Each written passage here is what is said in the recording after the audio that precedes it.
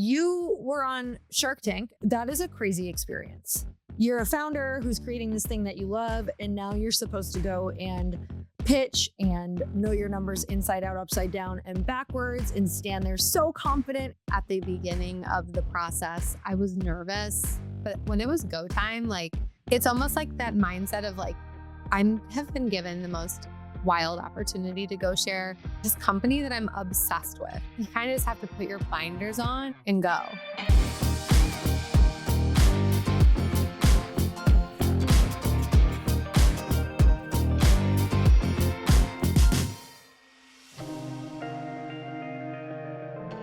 Lindsay, welcome to the Earn Your Happy podcast. Thank you so much for having me. I'm really excited to dive into your business. Number one, you have such an awesome story. Number two, you have such an incredible product for people who love giving unique gifts, getting unique gifts, and people who are really just, sentimental, who want to have a beautiful space for keeping their memories. And I just love that this is like a new spin on such a beautiful old tradition that we'll talk about, you guys, in just a minute. But Lindsay, I'm really excited to dive in because you have had like a pretty wild entrepreneurial journey. And I can't wait to hear where it all started. So Lindsay, I want to go back to the beginning of before you started Petite Keep, which we'll tell you all about in just a minute. But what were you doing like the 2-year period prior to Petite Keep? That's a great question. So 2 years prior, I was working in corporate America, was working in marketing, business development. I was at P&G and Berkshire Hathaway out of college. So I was really deep in kind of the corporate life and in biz dev. Mm-hmm. You were in corporate America. Did you have kids at this time? What was this all looking like? Yes. So I had 2 years before I launched Petite Keep. I had one child, one on the way. Really got the idea basically 2 years before PK started, because as we all know, it takes time to launch the company, like really get into that 0 to 1 mode. So yeah, I was knee deep in all things like building a new family, figuring out how to do that with a career and kind of juggling it all. Okay, so you started Petite Keep. Let's talk about what that is, because I want people to understand what we're talking about, and then we're going to dig into how this all started. Okay, great question. So Petite Keep is a keepsake company. We make keepsake trunks that people personalize for the highest high moments of their life. So weddings, babies, graduation, you name that like big life milestone, and we've probably embroidered a trunk for it. We sell on our website, which, so we're 100% e-commerce, but are starting to roll out some in-person events and kind of meet our customers where they are. Okay, I love this because when I got to see your product, I was like, this is so genius because it's a modern spin on like a keepsake trunk, like a cedar trunk. My mom had a cedar trunk growing up that she kept in the basement. And it had like all of our, baby blankets. It had some photos in there, like all of these different keepsakes. And I remember it being so special because we wouldn't open it all the time, but she'd want to make it like a thing when we would go and open it. And she would tell us like, what we were like when we were babies and what we were like when we were wearing this particular outfit and why she wanted to keep it. And I think that a lot of that is missing in today's family. And I think that it can be something so incredibly special that we not only get to have it now with what you have, a modern spin, and they're beautiful, you guys, they're like these stunning, smaller trunks, or how would you describe it? Because I'm not putting the right words to this. No, you said it perfectly. They're truly personalized trunks. So someone comes onto our website and they choose the trunk color, the fabric color, their embroidery, whether it's a saying, a monogram, a name, the font, every single piece of it is personalized to the story it's being created for, which is the really special part. I literally stand in our warehouse like every day and I'm like, just in my mind, I'm like, where's this trunk going to? What's the story for this? What's the story for that? It's really special. Wait, that is so special. I feel like I'd want to step in there all the time to see, like, I can't believe that you get to create these moments because that's what they're going to be when they go. When whoever gifts it, it's going to be an incredible moment for them. Whoever gets it is going to be such a special moment for that person. Like, really being able to take the time to personalize something and give it to someone that you really love. I think it's really, really special. And I know that's why you've already been successful and you will always be successful. So you guys definitely have to go and immediately, if you're not already looking at the website while you're on this podcast, go pop over there because you'll get the feel of everything that we're about to talk about. So where were you? Have you always been sentimental? Was this something that you had in your family? Kind of tell me the origination of the story. Absolutely. Family's always been core to me. Like Mhm. the family I grew up in, when my husband and I, we met when we were 19, we always knew we wanted a big family. Family has always been a constant theme in my life. And really, experiences has been the other thing. Like I crave experiences. And so I think Petite Keep is built off of like really like the memories that you have and the experiences you have. And they're pieces that go in a trunk, but because you want to recall those experiences and memories. So as far as like starting Petite Keep, I'd say those were two constant themes that are just who I am as a person, but definitely an entrepreneurial itch. And so I think when I saw, long story short, I had my first daughter and I was organizing the nursery for my second daughter and could not find anything that felt Mhm. like a place to drop a couple of keepsakes. I was looking for function that felt like worthy of passing down for generations, and I could not find that. And so, Mhm. talked to some friends across the country. No one had a good solution. And that's really when Petite Keep was born. Wow. Okay. Just like out of your own need. There's nothing cute. You were not buying cedar trunks anymore. Like, ain't nobody doing that. And you have 5 children, so we're certainly not keeping 5 cedar trunks around the house. So you created it. So tell me a little bit about when you said the entrepreneur itch. What did that look like? Because I want to tell you who listens to this podcast. This is a lot of people who maybe already have an idea, are already entrepreneurs, but we have quite a few people who are either looking for their next thing or listen to this for motivation on potentially leaving their career or getting a side hustle. So I really want you to expand on what that journey actually looked like from corporate America to, oh, I have this little idea. So, it definitely became something I didn't expect in so many ways. I loved my job in corporate America. I feel like I was stretched, I was pushed, I got to work on brands I loved. Hmm. But there was always something missing about, like, I think the depth of impact I was making a difference on, and I think that's where the entrepreneurial itch came from. So when I launched PK, what I will say is that 0 to 1 phase, and I always share this with people who are starting off, like, that to me was the most challenging. Now everyone has different skill sets, but I didn't realize and appreciate in corporate America how I was generally being handed like a concept, a product, whatnot, to then figure out how to go grow. And that's really what took a lot of the ramp up of from ideation to launch in 2020 for Petite Keep. There's something exciting about betting on yourself, right? And I am a risk averse person, but the idea of being able to find that intersection of personal interest and passion alongside fulfilling my dreams from a career perspective was really what that journey felt like. Mm. Would you say that you're more of it's funny how everybody's, hard part is at different portions of the journey and yours is the beginning. For me, the beginning feels quite easy. And then the middle, like after that, feels very challenging. I'm a fast start.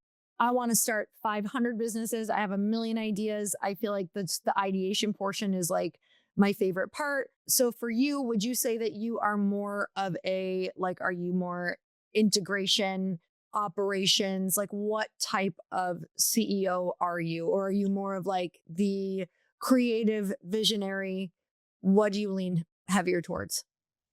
It's looked a little different in each stage of the business and work out what the businesses need. When I launched in 2020, I did it the first 2 years. It was just me, myself, and I, and my Mhm. husband also like at nights and weekends was helping. So I think then when we started growing a team, I think you naturally gravitate towards things that bring you energy, and brand and customer definitely bring me energy. Like I'm obsessed with our customer and I'm obsessed with brand. But for example, this year we opened up this brand new warehouse and have been really getting to grow and scale and be in the weeds of operations. And so I think that's just another muscle that I'm learning and really trying to lean into. But as the team has grown, I think that's the other thing that like, how has my role changed and evolved is like, I now have this like leadership team that's incredible and that I am so motivated by and learning from every day. And so now it looks a little different, right? On like being in the weeds versus not being in the weeds in different parts of the business. Okay. So tell me about the exact moment that you were like, okay, we're turning this into a real thing. What were the first steps? Okay, so when I launched in 2020 in February, that was off of about 18 months of R&D. So me just trying to figure out like I want a keepsake trunk. What, I want to personalize it. What does that need to look like? So I literally Yeah. went to like the makers in St. Louis. I went to a sewing room and worked with this lady who sewed some of our first prototypes. And when I use the word bootstrapped, I could not mean it more. Like this business is so bootstrapped. Like we launched and made, I don't even know if I've ever broadly shared this, but we launched in my first sale. This person, like the Shopify sale came on. Naturally, I freaked out. And this this person emailed in and was like, I wanted to buy two, but it says sold out because like I had built the website myself and I didn't have, like I had just had one in the quantities. Thank God they emailed. Thank God she emailed. Paige in San Francisco, my very first order, who found us via Instagram. That was, an interesting. So I kind of it snowballed, right? It was like sell these trunks and then make them, and Okay. because they're all handmade, that really helped with I'd say like bootstrap. Like we were able to like take the order and then make the order with an artisan here in St. Louis. We sewed everything here in St. Louis. My husband and I built the trunks in our attic, like, and then we would ship it out. Fast forward to like making it a real thing. I think, that first year in business, it was me trying to prove that there was a product market fit. So it was nights and weekends. I was still working my corporate job, but we hit six figures that year. And I was like, okay, if we're going to hit six figures, like when I'm doing this on the side, like I need to give this a go. So January 2021 was when I took a step back from my corporate career and said, I'm going full time PK. Wow. Okay. I'm so curious because you guys were working with like artisans and you're doing like one trunk here and there. Obviously, you did pretty well your first year, but what were your margins like in the beginning? Like, did you know, okay, once we start scaling, these are going to be better? Or was it like really expensive to make the product in the beginning? So I started the business with $3,000 and I was very frugal. My parents actually came over and helped pack trunks like on the weekends and nights. Like they'd help my husband and I pack. And so we called them our shipping department. And I remember they asked me to like get a table. And I was like, we can't afford a folding table. Like we're like kneeling on the ground, So very frugal because what I didn't want to do is like overcommit. I wanted to prove this out. So when I was in that, I think I was so focused on just this product market fit and proving this out, knowing we weren't lopsided because I was able to take that first initial $3,000 and continue to propel the business. That being said, as we've scaled, we've obviously prioritized financial acumen and grown the business in a way that makes sense and is sustainable. Okay. And what did it look like? How long did it take for you to start catching? I know you caught some momentum in that first year, but when you started to really go, oh wow, and what happened? Was it something, did someone catch on to it? Was it influencers? Was it just natural? Like, how were you getting out there? What has been core to us since day one has been influencer marketing. Our Mm. influencer partners, our content creator partners are like, I want to give every single one of them a hug in person. They took a bet on us in the early days and they invited us into their deeply personal stories. They shared us with their communities. And I think, for a brand like Petite Keep, it does take that explaining of like the connection and the why and the meaning behind it because there is depth to the product. So we continue to lean heavily on influencer marketing as a whole. It's a very core part of our marketing strategy. But that's definitely been what, especially the early days before we did ads, etc. So were you reaching out to them personally, or how were you finding your influencers?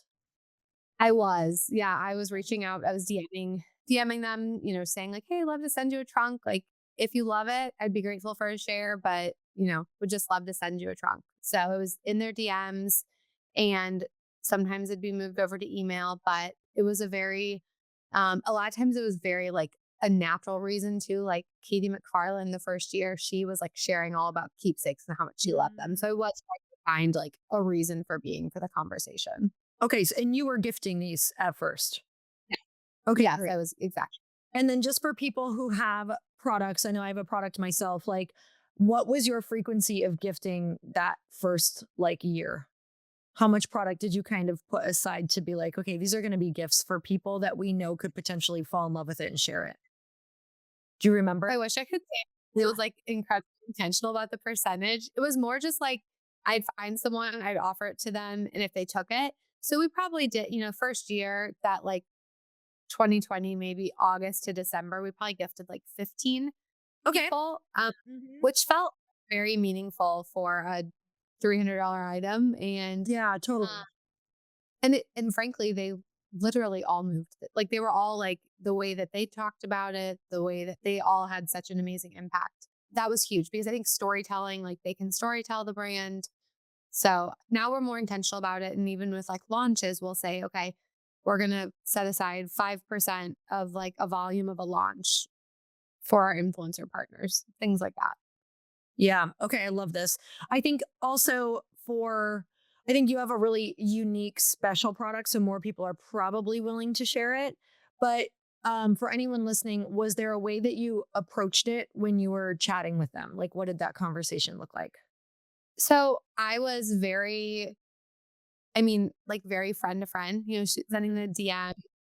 If they were some like very authentic myself too, and that like if they were someone I had been following along on their journey, being like sharing that, offering to share with them. And I think just leading with gratitude is like always an important thing. Like every single influencer has a business, a massive business they've poured their heart into. They are putting themselves out there. And I just don't take any of that for granted that they're willing to give us a slice of the eyes of their audience. Yeah. Okay. Love that.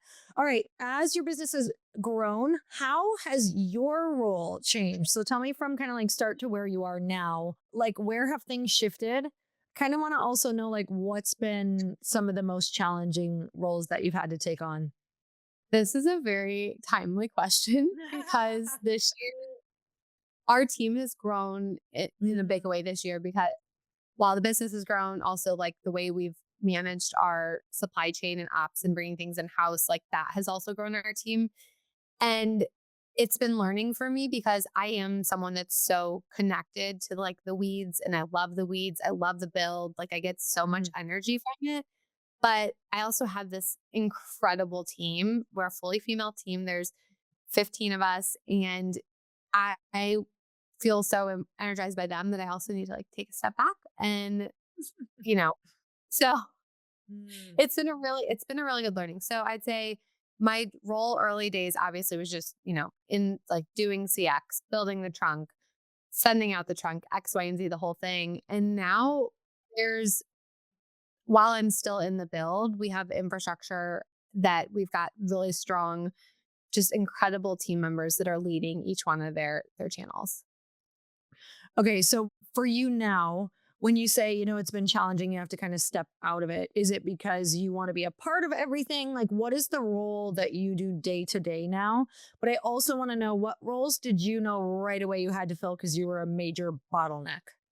So my first hire was like kind of this like operations like smorgasbord Okay. role where it's like led CX, they led, some of When our you say supply CX, chain. what was CX? Like customers emailing us asking about like shipping updates, Okay. anything customer, like someone emailing us. Okay. So that was my first hire. Ironically, some of my next couple hires were marketing, because we're a social first company. So that needed to be the focus area. I love marketing and branding, like I shared, but I don't have a design bone in my body. And so I needed to make Mm. sure we brought talent onto the team. And so we have like the most amazing marketing team that's we're doing design in-house, brand, like everything in-house. So really built up our marketing team. And now really right now we're this whole year has been, we call it the year of ops and like building out our supply chain in the same fashion.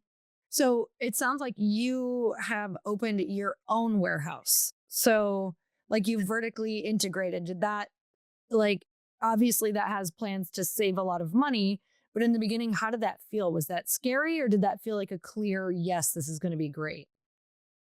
It was literally all the things. I so there was a lot of reasons why we did this, and we still work with like our sewing partners are in Arizona and Virginia, and we still have like partners that were, that are sewing for us and things like that. But the reality was customer obsessed always is our number one core value. We talk about it all the time because it is where our North Star needs to be.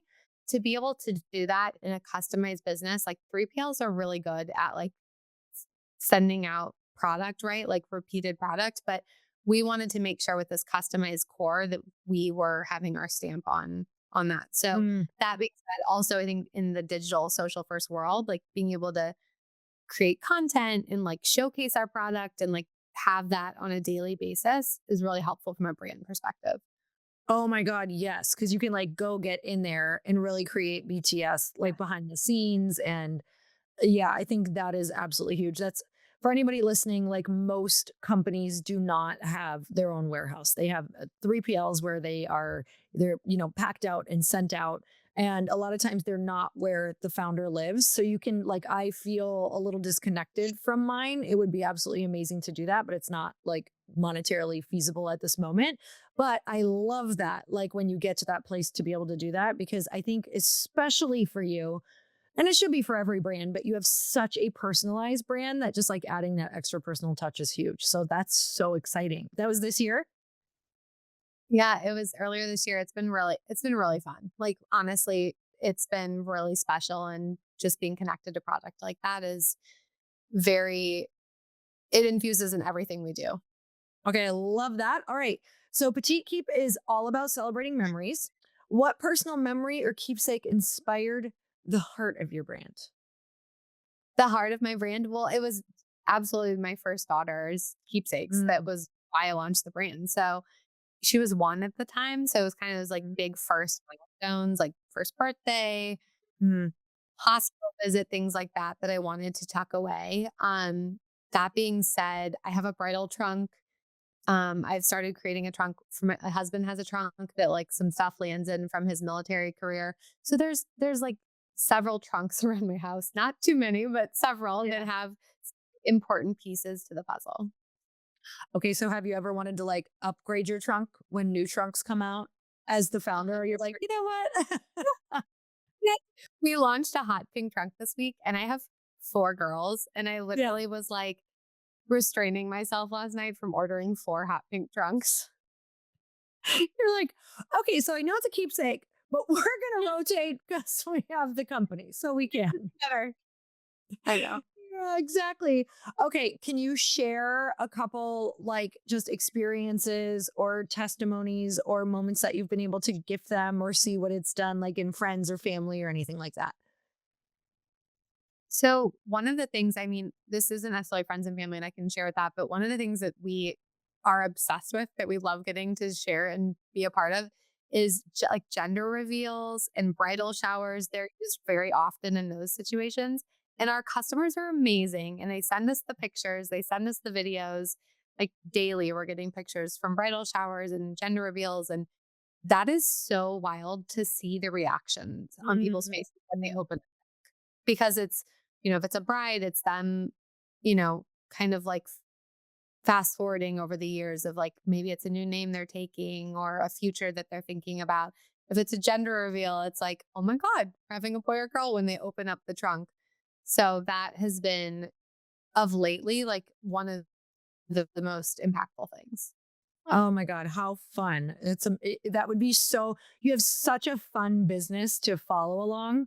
Anybody thinking of starting a business, Think of what you want your day-to-day life to look like. Yeah, exactly. Like, what is it you want to be a part of? Okay, well, we chatted about this, but you are a mom of 5.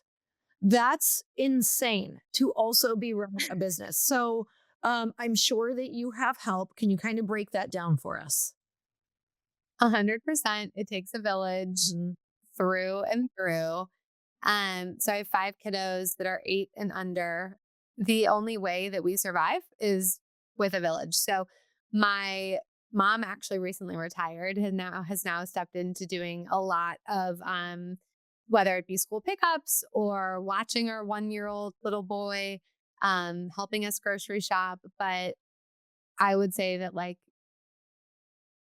I'm learning in this stage of life, like just to like relinquish and accept that any kind of help because to your point, it is a lot like running a business and having 5 kiddos that feels like, that's a lot of little bodies and minds you want to continue to empower and support to your full capacity. How do you kind of take care of yourself? What phase of the business are you in right now? Is it pretty stressful? Does it feel like you have things on lock? Like, tell me about those different phases because obviously we know there's periods where it is like super intense. It's really hard. You want to quit, like, or it's just, in some cases, it might be such fast growth. It's so overwhelming. You don't know how to keep up with it. So, what phase are you kind of in right now? And how are you managing that personally for yourself? I'd say it always has felt like a lot because of the growth that we've experienced over the last 5 years. But what's really special and exciting about right now is being able to share that feeling of excitement and pride and all the things that the positives that come out of that with a team. Right. And so Yeah. that versus like 3 years ago, sometimes when it's just you in the build, like I remember how much heavier it felt. So it's become so much bigger than myself, which Mhm. is exciting in so many ways. As far as myself and like, I think movement for me, like working out and making sure I stay true to that is like my number one hack. I feel like that to me is directly related to my mental energy and ability to show up for my family and my business. Okay, what do you do? What does it look like? So I'm a big like boot camp. So whether it's like fitting it in at 5:30 in the morning on my Peloton tread, or there's classes at my gym that I love that are like Mhm. boot camp type style. And then actually this summer I started taking up reformer Pilates because after having 5 kids, I was like, my core needs this. It's time. So I'm a newbie, like a 100% newbie into that world, but I am excited to continue learning. I love it. I'm like 2 months into Legree Pilates Okay. ever of all time, and I was like, I'm such a fitness girly, but I am 2 months in, and yeah, it is no joke for core. Like it's the in 2 months, it's like the strongest my core has ever been, and I've been a weightlifter my whole like almost my whole life. So yeah, it'll help you. It's I mean, I literally was, yeah, it feels like such an investment in myself to do that. yes. Like it feels so, I don't know. I've been loving it. It's such a, I get why I get the craze. I feel like whenever I talk to founders, like really the ones who can feel, I feel like who feel pretty confident and somewhat balanced, which is obviously a myth, but like feel good with what is on their plate for the most part. They are movers, like they're walkers or lifters or all of the above, but it's like a priority because I don't know how I would deal with the stress or channel the stress of it without it.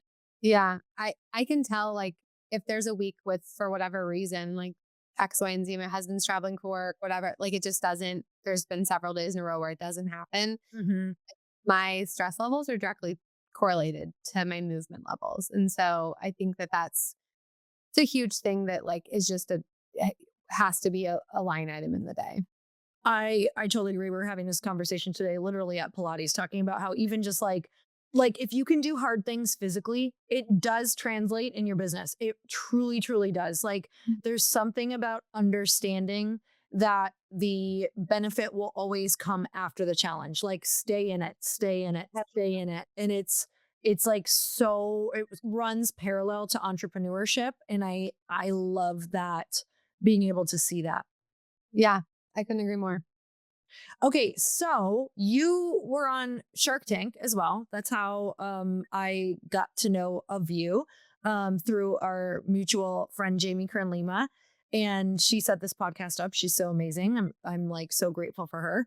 But I would love to hear, because that is a crazy experience. Truly, like, you're a founder who's creating this thing that you love, and now you're supposed to go and pitch and know your numbers inside out, upside down, and backwards, and stand there so confident in something that you're fairly new in at the time. Maybe not doing that, you're fairly new in, or you've maybe never pitched like that.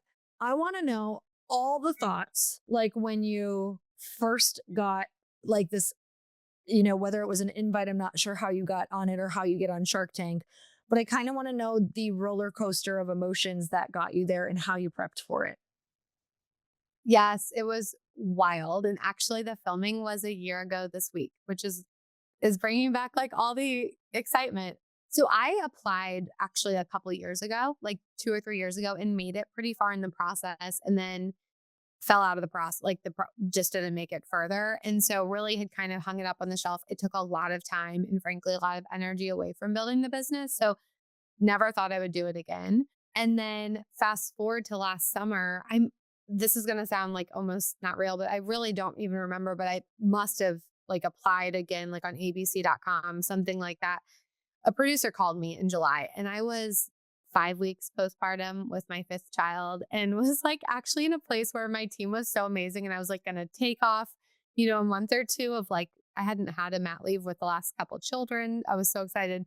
And Shark Tank reaches out, and, of course it's a yes. Like, of course I want to continue the process. So really doubled down, went through the interview, went through, like the phone call, went through the application process, filmed a couple like audition videos, and was accepted.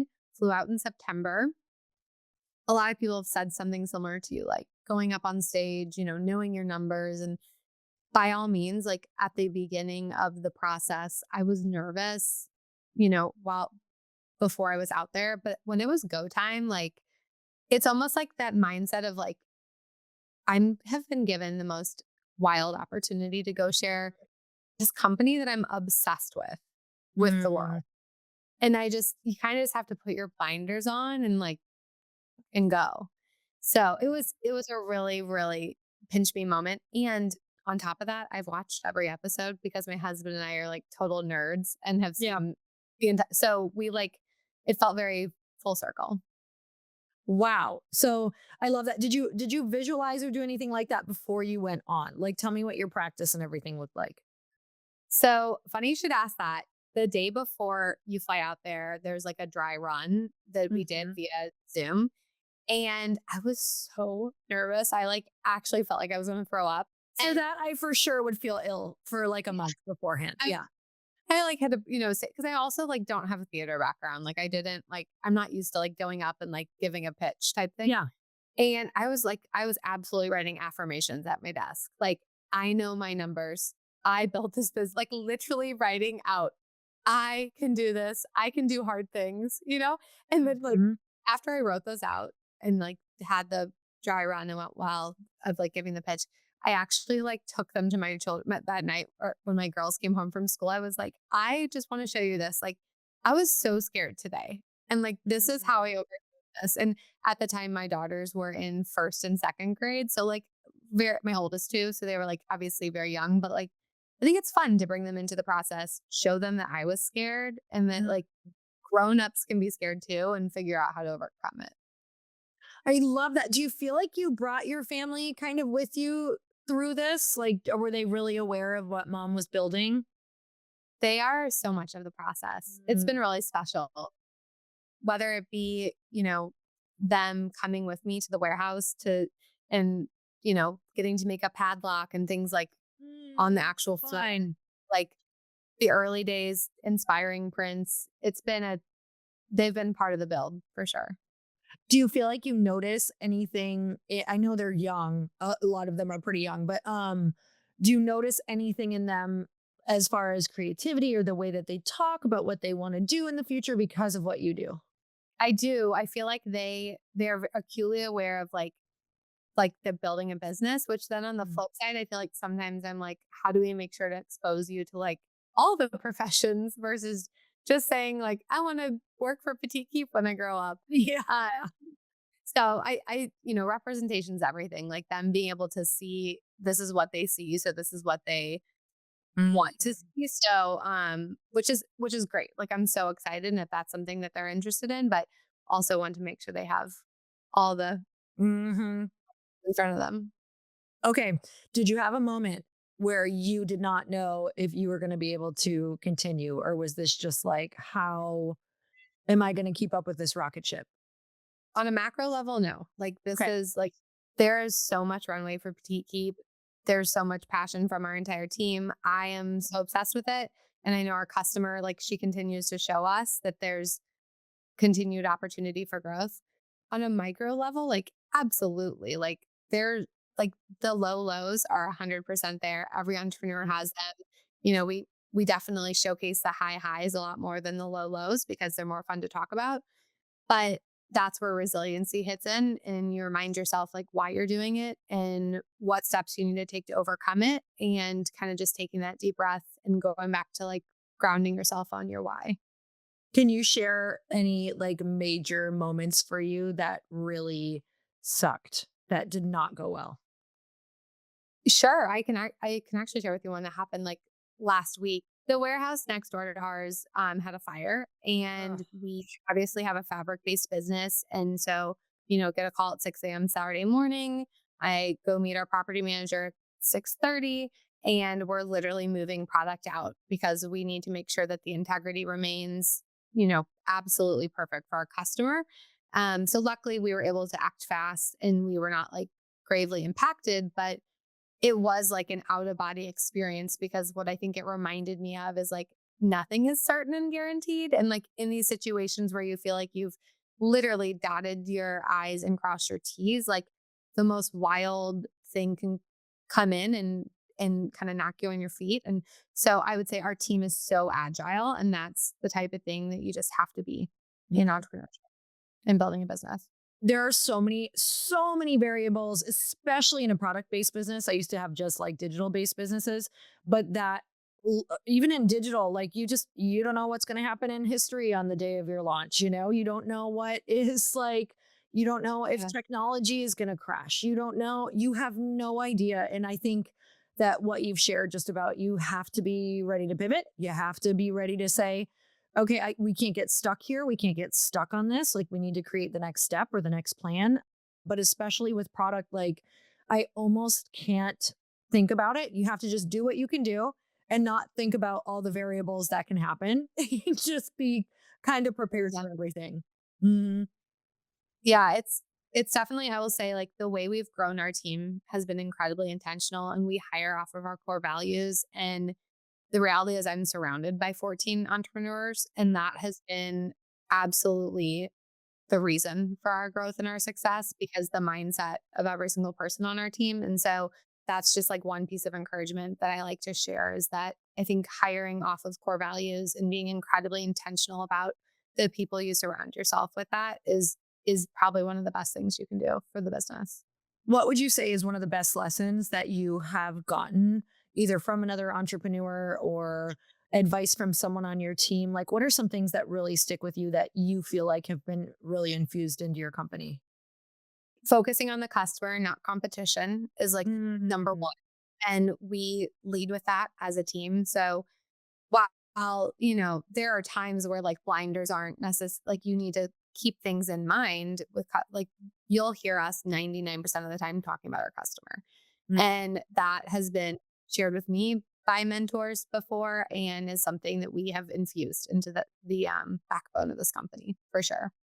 Can I hear about certain ways? Because a lot of people have, a lot of people have customers who are listening to this podcast. What are some ways that you really focus on them that you have felt have really just paid off and that you've loved?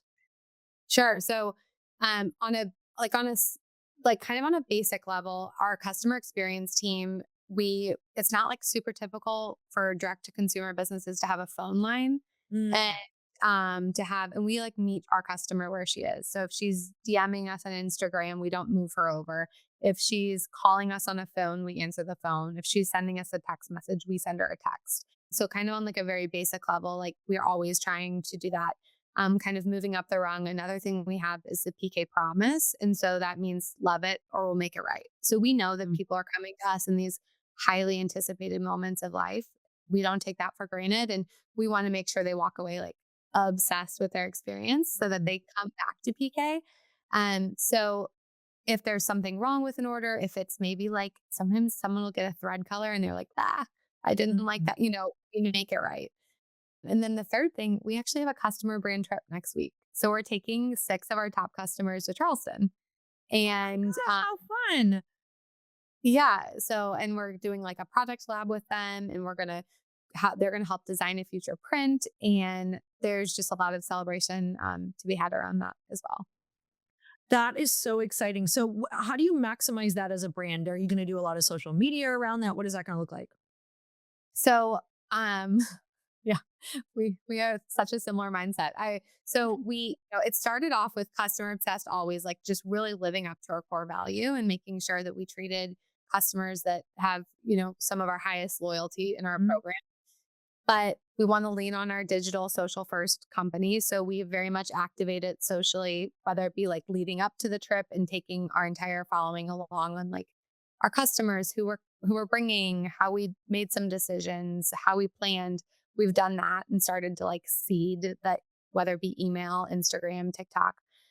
And we're also doing a pop up in Charleston. So there's like, I feel like a revenue component there too. So we really are trying to think about it as a flywheel so Mhm. that it's living true to our brand, living true to our values, but also like from a business perspective, like, kind of filling out the full pie. Okay, I love that. What's exciting? Like, what do you see for the future of your brand? Like, do we see other products? Are we just going to really work on growing this one line, or what does that look like? So we definitely feel like there's opportunity in offering other products as far as like whether it be higher end products or more opening price point products. So I'm excited for the next few months. We will be having a couple products that really round out that assortment Mm. that are coming up. We know sometimes she's looking for even a more elevated option, and sometimes she's looking for something that's a bit more of a quick decision. So that's definitely high on our mind. But we're going into Q4, which is like our Super Bowl. So Mhm. I feel like our entire team is like, ready to like jump into the field and we're excited for the next 3 months. I'm so excited for you, and January is going to feel so good. Hopefully, you get a little break, and everyone can have a break as well. But I know it's also so fun and so exciting too. So, because you are coming up on gifting season, which you guys, this is so exciting because she just made your life so much easier with getting a gift for somebody who you know is sentimental, somebody who you really, just like deeply care about and you want to show them. But you guys have to go to the site. So where can we learn all about it, Lindsay? And we're also going to put everything in the show notes, you guys. So I'm going to have her tell you, but you can also scroll down and click. Thank you, Lori. So you can find us on petitekeep.com. Also, if you on Instagram, follow us at Petite Keep. There's a lot of fun things happening there. Okay, you're amazing. I'm so grateful for you. And I'm excited for everybody to experience this because it truly is such a special, unique thing. And I'm so glad that you acted on your big dream and that you pulled through throughout all of the challenges. And I just love meeting another entrepreneur who's doing huge things out in the world. So I'm grateful that you came on the show. Thank you so much.